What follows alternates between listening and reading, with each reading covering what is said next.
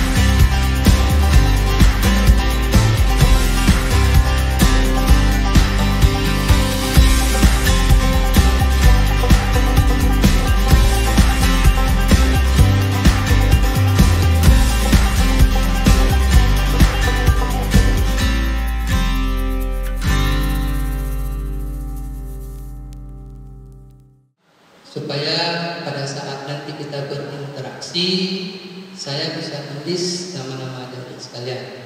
Sepakat ya? Kita ambil kesempatan tidak terlalu lama, mungkin baru 30 menit, mengingat sudah akan masuk waktu zuhur. Yang Langsa hidup adalah dengan cara menawarkan sektor jasa. Sektor jasa yang paling signifikan ditawarkan Langsa ada 3 hal. Teman-teman sekalian, kalau kita lihat dari sektor jasa yang memungkinkan kita menawarkan ini adalah pada pertama industri pendidikan. Apakah pendidikan industri?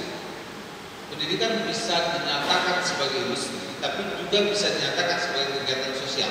Kedua, gerakannya adalah pada subsektor kesehatan. Kita sering mendengar bahwa bisa orang bilang kayak gini, mau kemana Pak? Mau ke PNN, ngapain ke PNN? Mau berobat. Sesungguhnya industri ini adalah industri yang bisa menggenjot tingkat pendapatan daerah.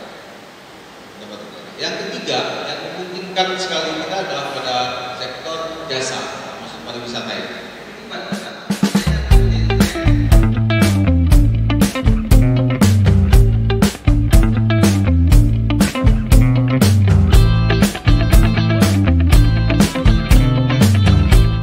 Satu hal yang harus kita perhatikan, kalau kita mau sukses, maka apa yang menjadi satu tujuan kita, yang menjadi modal kita, yang menjadi bahwa ini adalah gue banget, ini adalah yang akan kucapai, kita fokus ke situ. Kalau kita ingin sukses di bidang seni, teruslah berkarya sampai prestasi itu datang. Orang akan melihat kita. Kita harus punya nilai di sana.